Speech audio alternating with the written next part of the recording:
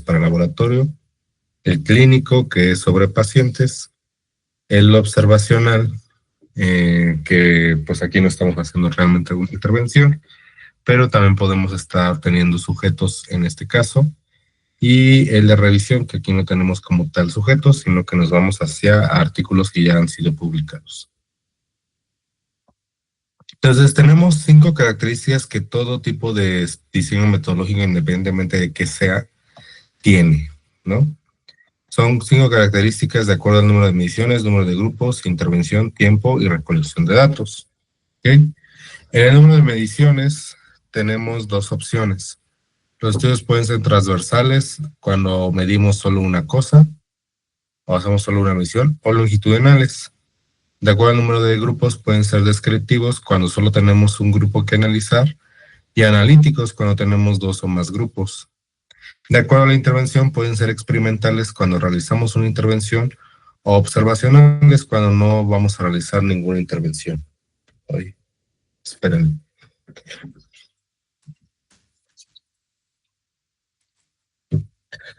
Ya está. Ok.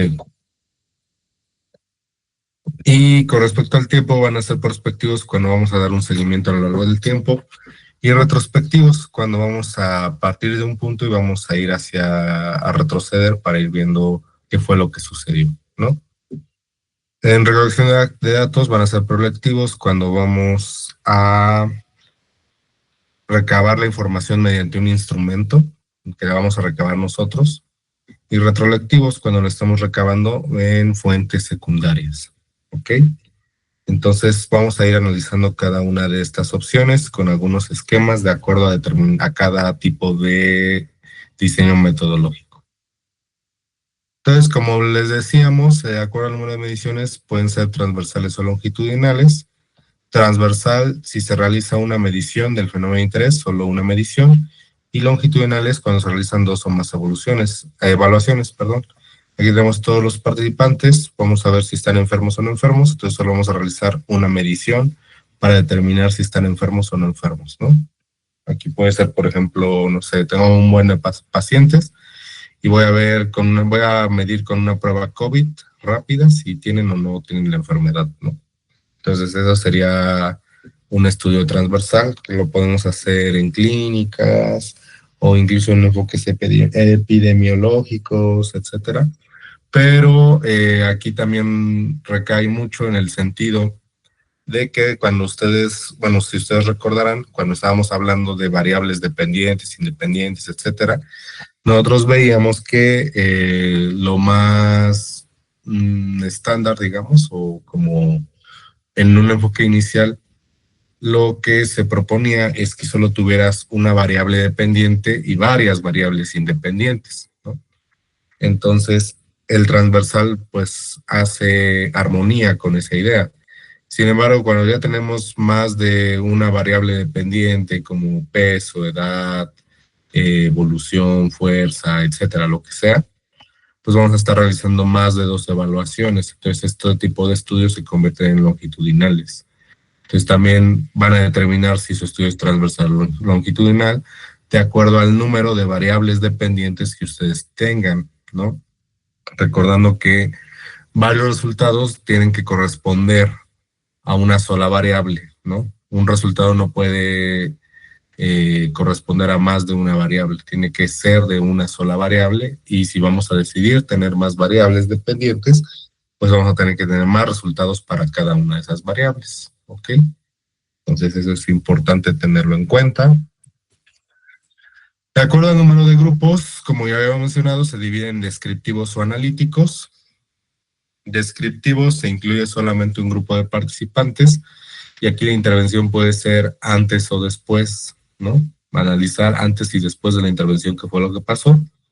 Y en los analíticos tienes 2 o más grupos, generalmente un grupo de intervención, un grupo control, o lo que les decíamos en otras clases. Puedes tener el grupo de intervención, el grupo que utiliza el tratamiento estándar y el grupo control, ¿no? Al cual no le vas a asignar le vas a dar placebos, ¿no?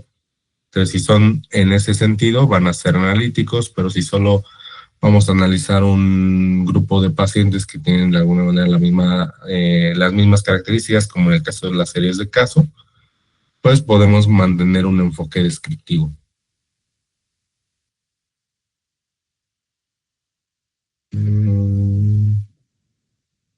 Ok.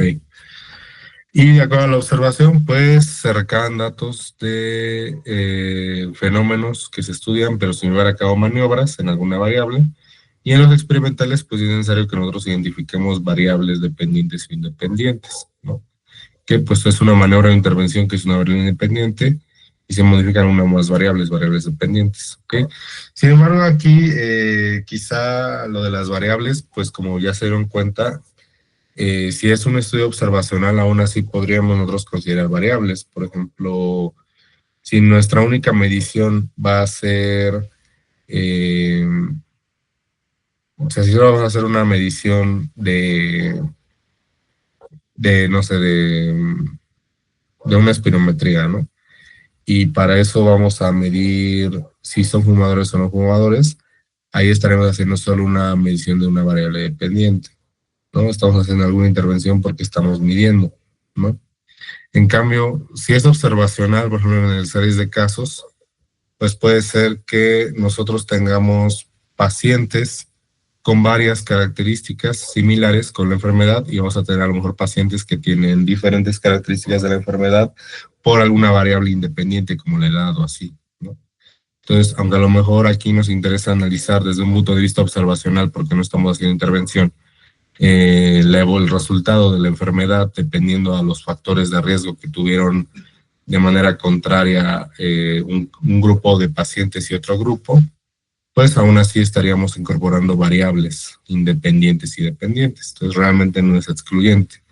Más bien aquí hay que fijarnos si nosotros vamos a hacer una intervención o si esas variables independientes están condicionadas a que nosotros hagamos una intervención.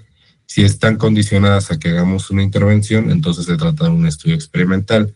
Sin embargo, si tenemos variables independientes, pero no es necesario que hagamos una intervención en el ahora, ¿no? Alguna medición de alguna sustancia o alguna aplicación de un tratamiento, entonces pues puede seguir siendo observacional, pero ¿por qué? Porque las variables independientes no dependen de una maniobra o intervención, ¿ok? Entonces vean aquí los dos casos que tenemos, nuevamente los grupos de controles de intervención, sobre el cual vamos a aplicar una intervención, y en este no aplicamos ninguna intervención, solo vemos a lo largo del tiempo cómo se desarrolla, o también lo podemos ver de manera retrospectiva, con expedientes de casos clínicos, cómo fue que se desarrolló, qué resultados ocurrieron, etcétera, ¿no?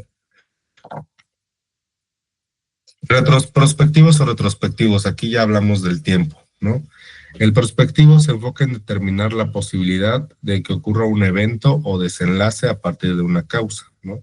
Pacientes con algún factor de riesgo van a presentar o no la enfermedad, ese sería el resultado. Retrospectivos en un grupo de sujetos en quien ya se sucedió el desenlace, por ejemplo, pacientes que ya tienen la enfermedad, buscamos las causas. No decir, bueno, pues estos pacientes tuvieron este factor de riesgo o tienen esta enfermedad. Primer paso, este grupo de pacientes tiene esta enfermedad. Segundo paso, en un estudio retrospectivo, voy a ver cuál de ellos tuvo antecedentes de fumador, cuántos años vino fumando, cuántas cajetillas fumaba, etcétera, ¿no? Entonces, ese ya es un enfoque retrospectivo. Y en el proyectivo, pues es aquel donde nosotros recabamos información a partir del momento del inicio del estudio. Por ejemplo, aquí podemos destacar mucho las encuestas, ¿no? Que quizá no componen una intervención directa sobre el paciente porque yo no le estoy dando un medicamento, no le estoy midiendo algo que tiene en su sangre, etcétera, sino que solo le estoy preguntando su opinión sobre algún tema o qué es lo que piensa o midiendo qué tanto sabe sobre algo, ¿no? O qué tanto califica un servicio, ¿no? Entonces, pero para eso yo tengo que elaborar, aunque no voy a hacer una intervención, yo tengo que elaborar un método validado, ¿no? Que de alguna manera me ayuda a medir lo que a mí me interesa. Por ejemplo, tenemos un estudio, un proyecto de investigación que se llama Nivel de Conocimiento del Accidente Cerebrovascular en población universitaria, ¿no? Entonces, yo necesito buscar cuestionarios validados que ya hayan medido el conocimiento sobre EBC o accidente cerebrovascular y pues aplicarlo a una población de interés, que en este caso sería la población universitaria. Pero pues mi estudio es prolectivo porque yo estoy recabando la información desde que inició el estudio mediante un instrumento validado. ¿Ok? Y en el retrolectivo, bueno, nosotros podríamos tomar datos o variables a partir de fuentes secundarias, a partir de expedientes, a partir de cuestionarios que ya fueron publicados. O sea, no es como que yo haya tenido que generar mi instrumento de recolección de datos o un cuestionario validado, sino que yo ya lo que existe o la información que ya existe simplemente la tomo a partir de fuentes secundarias, que aquí como se menciona en este esquema, pues lo estoy tomando a partir de expedientes, ¿no? Como en las series de caso, los reportes de caso, etcétera, ¿no? Entonces, si ese es mi enfoque, pues entonces tengo un enfoque retrolectivo. En cambio, si yo diseño mi instrumento de recolección de datos, pues es un enfoque prolectivo. Ok, vamos a empezar a hablar estudio por estudio, tipo de estudio, para que ustedes tengan en mente qué es lo que nosotros tenemos que aprender o conocer, ¿no? De acuerdo al proyecto de investigación en el que estamos inscritos, ¿no? Hacia dónde va la cosa, cómo es que vamos a trabajar ahí, etcétera, ¿no? Ok. Entonces, ustedes recuerden que tenemos dos grandes divisiones, ¿no? Si queremos hacerlo de manera muy general, tenemos muy grandes divisiones, dos grandes divisiones en los proyectos de investigación. Los proyectos en los que nosotros hacemos una intervención y los proyectos en los que no hacemos una intervención y que son generalmente denominados como observacionales, ¿no? Entonces, primero les voy a hablar de diferentes diseños metodológicos de acuerdo a estudios experimentales o ensayos clínicos, ¿no? Entonces, aquí vamos a hablar de eso, porque acuérdense que puede ser en laboratorio o puede ser en pacientes, ¿ok? Entonces, aquí tenemos el primer ejemplo, que es como de los más tocados a lo largo de nuestras presentaciones, que de todos los estudios experimentales o ensayos clínicos es de los que tiene el mayor grado de validez en esa gran pirámide que ya analizamos en algún momento. Entonces, ¿por qué tiene ese mayor nivel de validez? Perdón, ahorita vamos a ver. Entonces, aquí tenemos un supuesto en el que los investigadores tienen un grupo de sujetos con características similares, después lo dividen en dos o más grupos de forma aleatoria. Entonces puede ser que yo decida de manera aleatoria, o sea, sin saber realmente o sin tomar una decisión sobre por qué va a ir aquí o por qué va a ir acá, sino que lo hago de manera aleatoria, no tengo una característica en específico que me haga tomar la decisión para que se vayan aquí o se vayan acá, sino que al azar o de manera aleatoria yo los voy a asignar en dos grupos y se decide aplicar la intervención en estos dos grupos. Después existe un periodo de vigilancia y evaluamos los resultados obtenidos, ¿no? Entonces ya si tenemos el resultado, el seguimiento y pues ya así podemos analizarlo, ¿ok? Entonces vean ustedes que pues así es como funciona el diseño metodológico que tiene la mayor validez en nuestra pirámide de niveles de evidencia, ¿no? Sin embargo, aquí hay algunas puntuaciones que podemos hacer, ¿no? Pues aquí yo ya les dije que pues lo estoy asignando de manera aleatoria, pero también aquí yo puedo aplicar dos conceptos, un cegamiento o un doble cegamiento, ¿no? Si yo aplico solo un cegamiento, la persona que esté encargada de este proceso de aleatorización no conoce a los pacientes o no conoce nada sobre los pacientes, ¿no? Sino que los asigna de manera aleatoria sin saber qué características tiene, sin saber si son sanos, sin saber si son enfermos o sin saber si tienen determinado factor de riesgo o tienen otro. Entonces aquí está cegada esa persona encargada de esto, pues está cegada, ¿no? En el primer punto de asignar los grupos. Ya si yo voy a hacer un doble ciego, ya me refiero a la parte de la intervención. No solo estuvo un cegamiento al momento de asignar a los pacientes a los dos grupos, sino que ahora hay un cegamiento para saber si les estoy dando la intervención o no. La persona de este lado que está encargado de dar las intervenciones, los medicamentos, las terapias, lo que sea, no sabe si lo que está dando es un placebo o lo que está dando es el tratamiento real, ¿no? Entonces ya aquí tenemos un doble cegamiento en el cual ya ni la persona que está aquí identifica a qué pacientes les dio y por lo tanto va a tener una expectativa de que esos pacientes a los que les dio el medicamento tienen que tener la mejoría, sino que no lo sabe porque no sabe si le está dando placebo o el tratamiento. Y pues también aquí hay otro cegamiento en el sentido de que no sabe a dónde mandó a cada paciente, ¿no? Entonces no los conoce realmente y tampoco está sesgado o no tiene expectativas basadas en prejuicios sobre los resultados de este proyecto de investigación. Esto hace que pues, nuestros resultados o nuestra forma de procesar los datos sea más limpia, sea sin prejuicios y pues nos salgan declaraciones o conclusiones más válidas. Por eso es que este diseño metodológico, que es el ensayo clínico controlado o aleatorizado o random clinical trial, es el que tiene el mayor nivel de evidencia con respecto a los estudios en los que hacemos una intervención, que son los experimentales o clínicos. Esta situación se puede hacer tanto con pacientes como también se puede hacer en laboratorio, ¿no? Entonces también podemos hacer eso.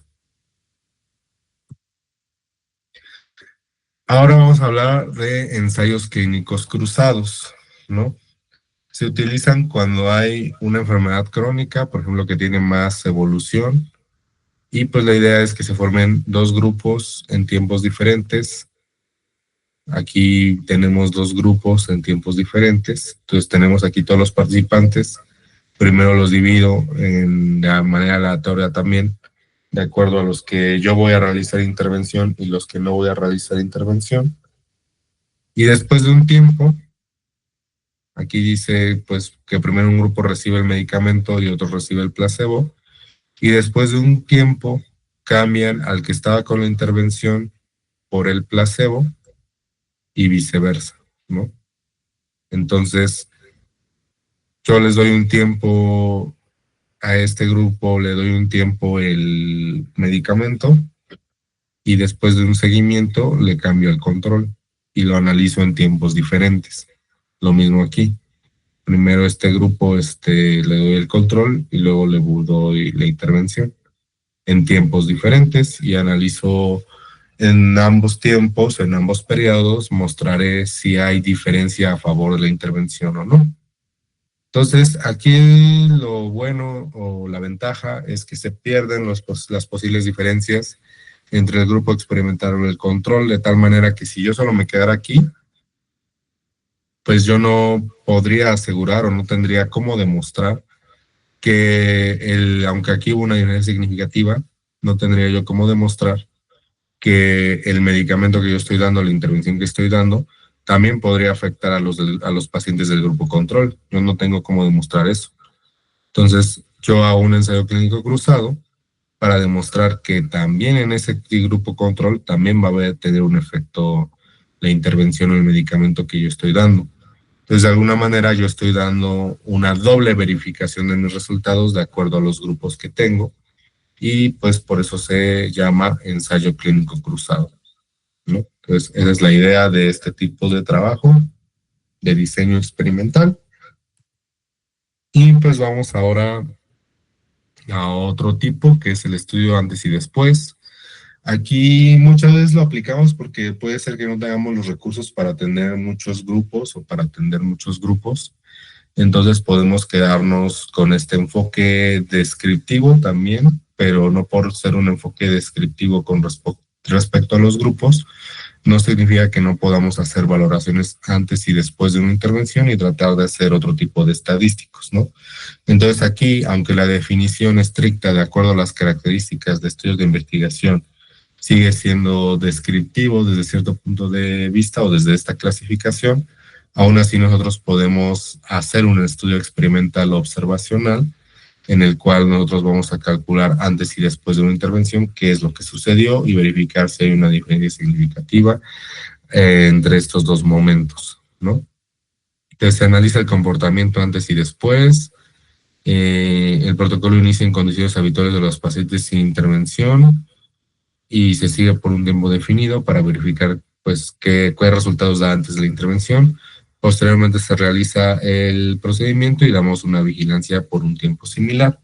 Aquí algunos diseños estadísticos que podremos usar es el T-de-Student, por ejemplo, antes y después, para verificar si hay una diferencia significativa entre los dos momentos. Hay veces que los diseños metodológicos podrían estar combinando más de dos tipos de diseño, ¿no? Por ejemplo, que este análisis de antes y después también se haga sobre varios grupos, ¿no? Y aparte de comparar el antes y el después, también vamos a comparar entre los grupos cómo fue el desenlace, ¿no? Entonces también eso es posible, ¿no? No solo nos tenemos que dar con un enfoque, también puede ser, pero aquí la versión más pura o la definición más pura, que es la que estamos compartiendo, pues nos dice eso, que podemos tener solo un grupo y en ese solo grupo vamos a hacer análisis antes y después y verificar si existió una diferencia significativa por la intervención entre los desenlaces de cada grupo. Ahora vamos a hablar de estudios cuasi experimentales, reinterpretando un poco el concepto que ya hemos dado en algunas clases anteriores. Aquí, pues, es lo mismo que un ensayo clínico controlado o aleatorizado. Sin embargo, aquí la aleatorización no va a existir porque lo que yo voy a hacer para asignar a los participantes en un grupo u otro no se va a basar en el azar o no se va a basar en un pensamiento o una selección aleatoria. Se va a basar en una característica concreta que a mí me interesa asociar al resultado final que yo voy a obtener, ¿no? Aquí podemos hablar de variables independientes que no solo van relacionadas con el tipo de intervención, ¿no? Si voy a realizar o no intervención. También acá vamos a tener variables independientes de acuerdo al grupo o a alguna característica que tenga el grupo en particular, ¿no? Entonces aquí menciona condiciones particulares como gravedad de la enfermedad, lugar de residencia, disponibilidad de algún medicamento, preferencia del médico, etcétera, ¿no? Y los resultados de esos estudios son útiles, pero mucho menos confiables porque de alguna manera yo estoy decidiendo hacia dónde se van a ir, no lo estoy haciendo de manera aleatoria y controlada. Entonces, pues aunque voy a tener, aunque estrictamente hablando, nosotros podríamos pensar, bueno, pero ya voy a saber verdaderamente pues qué variable está asociada a cuál. Eso es correcto, por eso pues de alguna manera funciona, es útil en ese sentido, pero es menos confiable porque no estoy haciendo que todos los sujetos tengan la misma posibilidad de tener la intervención, sino que los estoy condicionando a que tenga la intervención o no de acuerdo a una característica concreta. Entonces, eso que el hecho de que yo no ponga a duda o no ponga a prueba mi prueba o mi intervención al aplicarle en pacientes a los que a lo mejor no les va a hacer nada y al final en el estadístico pues yo voy a contabilizar los que no hicieron, no les hizo nada y los que sí les hizo y a lo mejor pues ahí va a ser más evidente en este caso la intervención, porque aquí yo voy a asegurar que todos estén enfermos o todos tengan una característica similar y acá tengan una característica en la que no deberían por qué presentar una mejoría, sino que yo estoy esperando que este grupo no presente una mejoría. Pues entonces yo no tengo cómo poner a prueba mi hipótesis, ¿no? O cómo hacerla más válida. Entonces, por eso se hacen menos confiables, pero sí son más útiles porque así yo puedo identificar correctamente qué variables están asociadas a cuáles, ¿no? Cabe mencionar que no necesariamente tener, que a lo mejor podemos hacer algunos ajustes para que pues podamos alcanzar un poco mayor de validez, pero de acuerdo a la definición o combinar con algún otro diseño, pero de acuerdo a la definición más pura, que es la que estamos compartiendo, pues sí podemos encontrar esas limitaciones. ¿Ok? Entonces vamos a continuar. Vamos a pasar ahora a la parte de estudios observacionales, que la verdad aquí se hace un poquito más confuso. A lo mejor alguno de nosotros pensaría que va a ser más fácil en la parte de observacional y que la parte complicada es la de experimental, pero la verdad es que aquí se invierte un poco esa situación. Entonces, antes de pasar a hablar de estudios observacionales, quisiera saber si alguien tiene alguna duda, alguna pregunta. Puede dejarla en el chat o puede levantar la mano. Les recuerdo también que si lo desean pueden tomar fotos de la clase, subirla a Instagram y compartirlos. Nos etiquetan y ya también nosotros los reposteamos para que a lo mejor agarren más seguidores. Pero bueno, gracias Kenen, gracias Monse.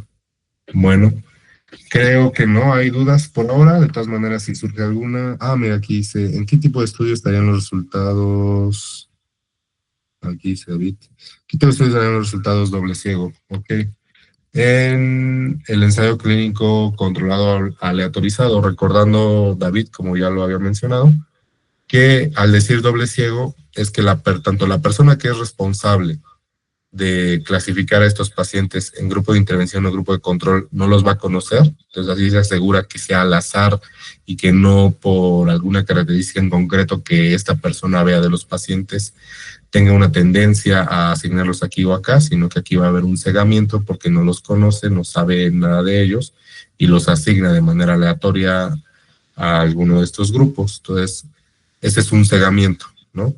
Ya el doble cegamiento involucra que aquí no va a estar cegado la persona responsable de esto y también va a estar cegada la persona responsable de dar la intervención, de tal manera que la persona que está aquí y que va a dar los medicamentos o la intervención o así, no sabe si la intervención que está dando o el medicamento que está dando es el placebo o es el medicamento real.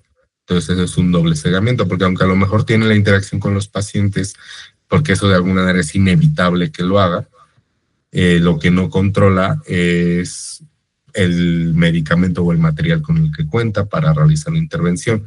Entonces, podría hacer todos los pasos para administrar el medicamento o realizar la intervención, pero si eso resulta ser un placebo, pues entonces él o ella, la persona que esté encargada de esto, no lo va a saber, ¿no? Entonces, pues eso es un doble cegamiento o doble ciego. No sé si ahí quede claro, David.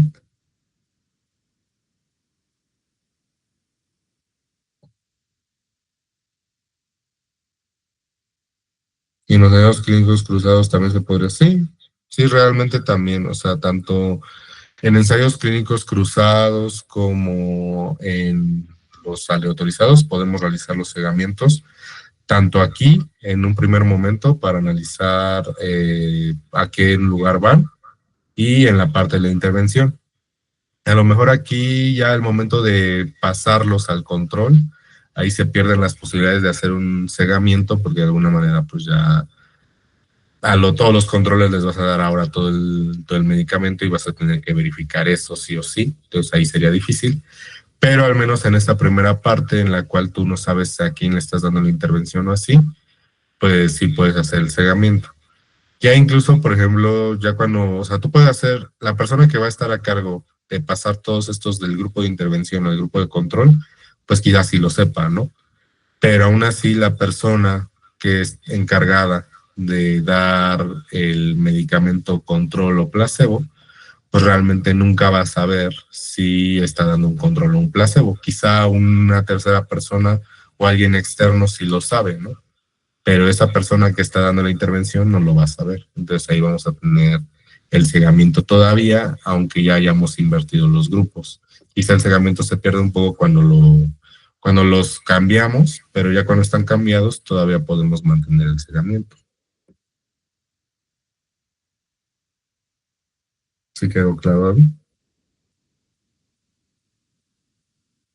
Igual si tienes otra duda o otro comentario, pues estamos abiertos a ello. Va a quedar David. Igual si alguien tiene una duda, Con mucho gusto se las respondemos, con mucho gusto escuchamos sus comentarios, ¿va? Puede ser en el micrófono o pueden escribirlo en el chat. Ok, bueno, vamos a estudios observacionales. El primero es el estudio de cohorte, en el cual tenemos un grupo de sujetos que tienen la misma característica, ¿ok? Que en este caso del esquema, pues es el mismo factor de riesgo. Se consideran analíticos o comparativos, ya que habitualmente existen dos grupos, que pueden ser los expuestos al factor de riesgo y los no expuestos. Ah, bueno, aquí me confundo un poco. Más bien la misma característica, aunque aquí se llega a confundir un poco en el esquema que les estoy compartiendo, porque este es un esquema de un libro que aquí está citado. Entonces, la misma característica que van a compartir todas las personas son la enfermedad, van a estar expresando la enfermedad, ¿no? Entonces, tienen eso en común. Sin embargo, lo que yo voy a ver es, de acuerdo a esa misma característica, voy a comparar, por eso acá dice que son analíticos, son comparativos, porque tengo yo dos grupos, voy a comparar entre los que estuvieron expuestos a determinado factor de riesgo y los que no estuvieron expuestos a otro a ese mismo factor de riesgo. Entonces voy a comparar para ver si este factor de riesgo fue un componente importante que haya desencadenado la enfermedad, ¿no? Entonces, por ese lado son analíticos o comparativos. Son coprospectivos, ya que parten a la exposición o no de la posible causa y después de un tiempo evaluamos si tienen la enfermedad. ¿Ok? Aquí el enfoque generalmente es que yo los expongo al factor de riesgo y estos no los expongo, pero voy a ver si se desencadena o no la enfermedad de acuerdo a la exposición o no exposición de ese factor de riesgo. Quizá no precisamente tiene que ser que esté la enfermedad o no esté la enfermedad, porque eso ya sería más difícil, digamos, o más confuso. Más bien puede ser que todos tengan la enfermedad y de acuerdo a determinado factor de riesgo que yo los exponga, voy a ver si se complica la enfermedad o no se complica de acuerdo a ese factor de riesgo, ¿no? Por ejemplo, aquí podríamos nosotros decir que pues tenemos pacientes obesos que no tienen hipertensión, ¿no? Porque necesariamente, o estrictamente hablando, no por ser obeso tienes que tener hipertensión. O sea, puede ser que estés obeso y no tengas hipertensión. O incluso puede ser que estés obeso y no tengas diabetes, ¿no? Aunque muchas veces en la práctica clínica nosotros decimos, ah, ya, si es obeso, pues tiene hipertensión y diabetes también. Sin embargo, es una gran sorpresa determinar que pues no es así, ¿no? Entonces, ellos tienen, aquí en este ejemplo, todos tienen obesidad, ¿no? Entonces yo voy a analizar de acuerdo a un factor de riesgo, por ejemplo, puede ser la alimentación o la dieta rica en sal, digámoslo así. Y voy a poner un grupo en el que va a estar, que no le voy a recomendar que elimine esa dieta rica en sal, y a este sí le voy a decir que no tiene que tomar una dieta rica en sal. Y voy a analizar a lo largo del tiempo si estos pacientes que estuvieron expuestos a esa dieta rica en sal, si van a expresar la enfermedad, y estos que no estuvieron expuestos, si aún así la expresaron, ¿no? A lo mejor por otra causa que no fuera el factor de riesgo. Entonces, ese es el ejemplo más claro que podemos tener ante ello. Tenemos ya una enfermedad base y a esa enfermedad base se le va a sumar otra o se le va a sumar una complicación, ¿no? Entonces, son prospectivos también por eso, porque vamos a ver a lo largo del tiempo si se efectúa o no el desenlace. Son longitudinales, ya que tienen dos o más evaluaciones a lo largo del tiempo. A lo mejor aquí vamos a evaluar el peso, pero también vamos a estar evaluando la presión arterial a lo largo del tiempo, si subieron de peso, bajaron de peso, y si la presión arterial subió o bajó o se mantuvo, ¿no? Entonces aquí vamos a hacer más de una intervención. Y en lo que respecta a la prueba de corrección de datos, la mayoría son prolectivos, ya que desde el principio nosotros estamos recabando los datos, aunque a veces podemos hacerlos retrolectivos, siempre y cuando hayan sido por meses o años. O sea, por ejemplo, si ya esto ya ocurrió en pacientes de que pues yo los separé primero y ya vi la enfermedad, pero yo no estuve realizando las mediciones a lo largo del tiempo, sino que las mediciones se las realizaron ellos o se las realizaron cuando iban a su consulta familiar, pues nosotros podemos recabar esos expedientes o esos datos y mantener un enfoque retroactivo en el cual nosotros estamos sacando esa información de fuentes secundarias, ¿no? Que pues para que eso pueda ser válido o pueda suceder, tienen que ser meses o años para que pues tengamos una mayor justificación. Si a lo mejor solo vamos a hacerlo por un tiempo más corto, pues sí sería necesario que pues estemos viendo constantemente a cada uno de estos pacientes y les hagamos sus mediciones hasta pues ya determinar qué es suficiente para determinar si se presenta la enfermedad o no, que en este caso sería la hipertensión asociada a la obesidad. ¿Ok? Entonces sería el caso. En los estudios de casos y controles son algo parecidos a, ¿cómo se llama? A los estudios de corte, solo que aquí en lugar de partir de un grupo que tiene las mismas características y analizarlo hasta tener el resultado, aquí yo parto de un grupo que en el que ya está el resultado o ya se expresó la enfermedad o la complicación y analizo de forma retrospectiva pues qué fue lo que sucedió, ¿no? Entonces, aquí, o quién fue el responsable de esa enfermedad. Aquí dice que su objetivo principal es determinar la posible etiología de una enfermedad, aunque puede ser útiles para causas de alguna complicación, como ya habíamos comentado. ¿Okay? Entonces, en el primer grupo está constituido por sujetos que ya tienen la enfermedad, que es el control, o la condición en que está estudiando, que pueden ser obesos que sí tuvieron hipertensión. Mientras que el grupo control está formado por sujetos que en el momento de la intervención no tuvieron, bueno, que al momento de la medición, perdón, no tuvieron esta enfermedad, obesos que no tienen hipertensión, ¿no? Entonces, yo voy a mencionar aquí que son observacionales porque no estoy realizando una intervención. Son analíticos porque son al menos dos grupos o pueden ser más. Generalmente pueden ser transversales porque aquí solo me voy a estar enfocando en la presión arterial, porque si está o no está. Y además son retrospectivos debido a que van al efecto a la presencia por factores de riesgo, ¿no? Entonces a lo mejor ya tengo mis obesos que son hipertensos y mis obesos que no son hipertensos. Entonces yo de manera retrospectiva yo voy a ver sus expedientes o sus historias clínicas, porque aquí puede ser proactivo o retroactivo. A lo mejor yo los voy a pedir que me den sus registros de dieta, de qué comían día, semana con semana o mes con mes, o voy a yo ir a los resúmenes clínicos de sus consultas de nutrición, de sus consultas familiares, de sus consultas de medicina interna. Eso ya sería algo más retroactivo.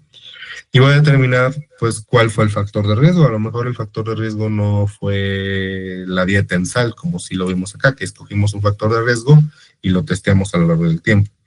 Sino que aquí el factor de riesgo, pues yo no sé realmente qué fue lo que hizo que estos obesos sí tuvieran hipertensión y estos no.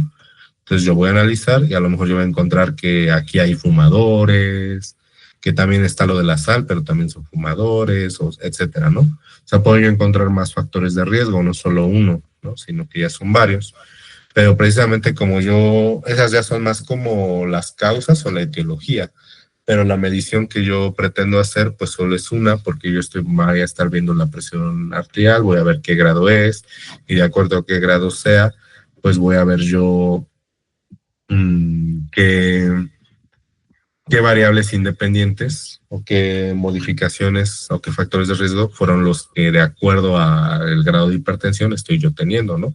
Entonces en este enfoque yo tengo solo una variable dependiente que puede ser la presión arterial y yo voy a clasificar en grados de hipertensión arterial y yo voy a tener varias variables independientes que puede ser un factor de riesgo como el ser fumadores o cuánto fuman o puede ser también la dieta rica en sal o pueden ser otras cosas, ¿no? Entonces vean ustedes como aquí mantengo yo el enfoque transversal al tener solo una variable dependiente cuando ya ocurrió el suceso. A diferencia de aquí, que a lo mejor yo voy a hacer varias mediciones porque pues tengo que analizar si cambió su peso, si cambió su presión, etcétera, ¿no? Para ver qué otros factores fueron los que pudieron haber desencadenado el desenlace, porque pues de alguna manera, si yo no hago eso, de medir varias cosas, yo voy a tener variables confusoras, ¿no? Entonces es mejor medir todas esas variables a esperarme y que en algún momento diga, ah, caray, ¿por qué sucedió? ¿No? Entonces aquí el enfoque pues tiene que ser así porque es prospectivo y el enfoque puede ser así porque ya ocurrió y puede ser concentrarme yo solo en una cosa, puede ser retrospectivo. ¿Ok? Bueno, entonces esos son los dos casos. Creo que ahorita fue un poco más sencillo explicarlo que la semana pasada. Entonces yo creo que esta es la grabación que voy a compartir para que las personas que la vean después o tengan otra vez la oportunidad de ver la clase, pues puedan entenderlo mejor. Y pues tenemos otros dos tipos. Pueden ser los transversales, en los que yo solo realizo una medición. Recordando aquí el caso de tengo un buen de pacientes, voy a ver si tienen COVID o no con una prueba rápida y ya, ¿no? Y eso puede quedarse, incluso puede ser un estudio que yo no estoy haciendo con motivos de publicarlo. Puede ser un estudio que corresponde a la literatura gris. Este tipo de cosas pues siempre lo hacen en los estudios epidemiológicos en las clínicas familiares, ¿no? Tenemos toda mi población de pacientes, les voy a aplicar la prueba, voy a ver cuántos sí, cuántos no y ya. Y voy a reportar eso. Y aunque es un estudio transversal, pues es con un sentido de pues una investigación que se le hace, pero para el gobierno, para que el gobierno sepa cómo está esa población. Entonces, es una literatura gris, ¿no? Pero podríamos llegar a ocuparla en caso de que sea relevante. Por eso la importancia. Y en las series de caso, pues yo también tengo muchos casos en los cuales voy a analizar al tiempo cómo van evolucionando, cómo les fue con la intervención que les hizo. O sea, aunque yo no estoy realizando como tal una intervención, pues yo estoy viendo a lo largo del tiempo cómo van evolucionando. Entonces se queda en un enfoque descriptivo porque son cosas que ya pasaron, que yo no controlé, que yo no hice. Entonces, pues vamos analizando a lo largo del tiempo qué fue lo que sucedió. Generalmente aquí pues podemos tener conjunciones con otro tipo de estudios, porque pues generalmente las series de caso también van a ser estudios descriptivos en los que yo solo voy a tener un grupo de pacientes, ¿no? Y también pues voy a hacer un análisis antes y después, puede ser eso. Pero pues estrictamente hablando en las series de casos, pues no sería ético que yo tenga un grupo al que yo le voy a decir, ah, sí, lo voy a operar a usted y si lo opero, otro grupo que le diga, ah, sí, sí, lo voy a operar a usted y no lo opero. O sea, eso no sería ético, ¿me explico? Entonces, por la situación, pues es un poco difícil trasladar los casos a otro, o las series de caso, a otro tipo de nivel de evidencia, porque pues yo no puedo hacer esa aleatorización o esa clasificación por grupos y controles, porque de alguna manera, si un paciente necesita atención porque tiene la enfermedad y acude a mí para que le dé la atención, pues no le puedo negar la atención, le tengo que dar la atención, o sea, no puedo decirle, ah, no lo voy a operar porque voy a ver si su evolución es diferente a los pacientes que sí operé, ¿no? Entonces eso no se puede, ¿ok? Entonces, aunque sea lo más válido, estrictamente hablando desde un punto de vista metodológico, recordando nuestras clases de normatividad, de ética y normatividad, pues aquí el riesgo supera el beneficio. Entonces no podríamos proceder. Por eso es que las series de caso generalmente se quedan en un enfoque descriptivo, pero aún así es importante porque también pueden cambiar paradigmas. Y pues ya hablando del último tipo de estudio, es el estudio de revisión, recordando que estos son los estudios que tienen el mayor nivel de evidencia. Aquí nos menciona que pretenden llevar a cabo la revisión de todas las investigaciones realizadas sobre un tema. Y pues tenemos dos enfoques. Aquí hay tres cosas en particular que tienen que llevarse a casa. ¿Ok? La primera de ellas es que una revisión sistemática es cuando los resultados de estudios primarios, de estudios originales, vamos a utilizarlos o para hacer un resumen o una síntesis de la información que existe, ¿no? Entonces, esto es un poquito, desde un punto de vista un poco más narrativo, ¿no? ¿Cuándo pasamos a metaanálisis? Cuando a lo mejor yo encontré unos resultados o bueno, unos dos artículos que analizan poblaciones similares, hacen intervenciones similares, etcétera. Entonces yo ya encontré dos o más de esos estudios primarios y voy a realizar un análisis estadístico. Ahí sí lo puedo realizar porque por alguna manera fue similar lo que hicieron, el tipo de variables que tiene. Entonces, si eso va siendo similar, pues yo puedo comparar para que verificar si sí o no hubo una diferencia entre los dos estudios y verificar pues si la intervención es válida o no de acuerdo entre esos dos estudios diferentes. Aunque yo no esté realizando el estudio, yo estoy verificando eso en un metaanálisis, ¿ok? En cambio, en la revisión sistemática, pues tengo yo estudios primarios que son muy diferentes entre sí, que no puedo combinar a un rango estadístico. Entonces, a pesar de que son muy diferentes entre sí, comparten los mismos objetivos, quieren hacer lo mismo, entonces, pues yo me quedo en un enfoque más descriptivo, ¿no? No tan analítico como es en el caso de los metaanálisis, que yo ya voy a tener más de dos o estudios primarios en los cuales yo puedo analizarlos entre sí, ¿ok? Entonces, esas dos cosas, la diferencia entre revisión sistemática y metaanálisis. Revisión sistemática, los estudios son muy diferentes entre sí, no hacen las intervenciones de maneras similares, pero tienen los mismos objetivos, entonces yo solo me voy a enfocar en resumir o sintetizar la información. En cambio, en el metaanálisis de esos estudios que yo encontré, pues encontré dos o más que hicieron las cosas de manera similar en cuanto a la intervención, el tipo de población que estaban analizando, etcétera. Entonces sí me da para hacer un análisis estadístico porque son muy parecidos entre sí. Entonces ya en ese caso, pues ya es un metaanálisis, ¿no? Entonces por eso es la importancia de que cuando hacemos una estrategia de búsqueda, pues la estrategia de búsqueda puede incluso incorporar literatura gris, ¿no? Porque a lo mejor ahí nosotros encontramos un estudio que aunque no fue publicado, pues hizo las maneras similares a las de un estudio que ya está publicado. Entonces podemos comparar para ver si pues de alguna manera es significativo o es válido los resultados que están reportando, ¿no? Entonces bueno, es importante hacerlo lo más amplia posible, pero también lo más precisa posible. Ok, y también deben considerar que otro factor muy importante en los estudios de revisión es la colaboración.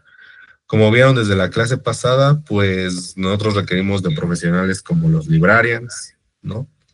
Y así como requerimos de ellos, también podemos llegar a requerir de profesionales que sepan usar herramientas de sesgo, profesionales que tengan acceso a licencias de algunos motores de búsqueda que a lo mejor nosotros no podemos acceder, o que puedan estar utilizando otro tipo de plataformas como Ryan o One perdón, EndNote, que nos van a ayudar a eliminar duplicados y todo eso.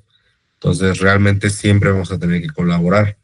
Y no solo en ese sentido, también en el sentido de la validez, porque vean ustedes que se requiere la participación de dos o más investigadores que de forma independiente recaban los datos dentro de cada uno de los estudios. De lo contrario, podría haber problemas relacionados con la interpretación si solo lo hace un investigador. Generalmente aquí lo hacen dos de manera independiente o dos dicen sí, lo incluyo el estudio y el otro dice que no lo incluye, y ya puede entrar un tercero en discordia que va a resolver esas discrepancias, que es lo que estamos haciendo en el proyecto de regeneración neuronal en sistema nervioso central, en un modelo de epilepsia farmacoresistente.